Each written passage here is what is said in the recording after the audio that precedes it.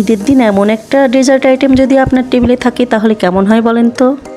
Hello everyone, সবাই কেমন আছেন? আমি তো অনেক ভালো আছি। আজ আপনাদের জন্য নিয়ে আসলাম একটা ডেজার্ট আইটেম, শাহি টুকরা।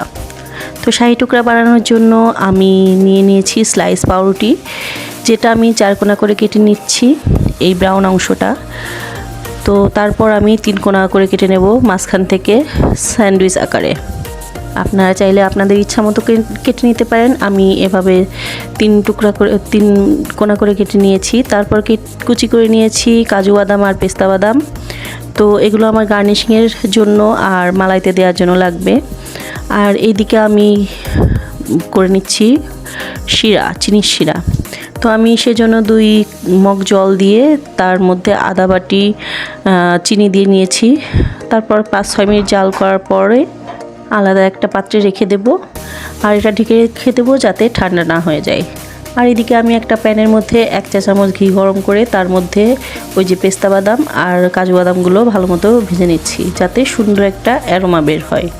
তো এই ভাজা বাদাম খেতে ভালো লাগে কাঁচা বাদাম থেকে। আর ওই শিরার প্যানে আমি দুধ জাল করে নেব, সেজন্য দুধ দিয়ে দিলাম, মালাই বানিয়ে নেব আর কি। তো দুধটা ভালো মতো জাল হয়ে গেলে সেখানে আমি দিয়ে দেব হাফ বাটি গুঁড়ো দুধ। তারপর একে একে সমস্ত উপকরণ দিয়ে নেব। তার আগে ভালো মতো নাড়িয়ে নিচ্ছি। তো ভালো মতো দুধগুলো মিশে গেলে তারপর দিয়ে দেব ওই যে ঘিয়ে ভাজা বাদামগুলো। তো সেগুলো দিয়ে ভালো মতো নাড়িয়ে তারপর দিয়ে দেব কনডেন্স মিল্ক। তারপর আপনারা যদি মিষ্টি বেশি পছন্দ করেন তাহলে চিনি দিবেন, আর যদি না পছন্দ করেন তাহলে চিনি দেওয়ার দরকার নেই। আমি এখানে চিনি ব্যবহার করিনি, যেহেতু কনডেন্স মিল্কে অনেকটা মিষ্টি হয়। তো ভালো মতো নাড়িয়ে নিয়ে আমি কিছুক্ষণ জাল করে নিয়ে ঘন করে নেব এই মালাইটা। তারপর ওই যে ঘি ভাজা যে প্যানটা ছিল ওই প্যানের মধ্যেই আমি কিছুটা ঘি দিয়ে নিলাম। আপনারা চাইলে এর সাথে তেল দিয়েও ভেজে নিতে পারেন।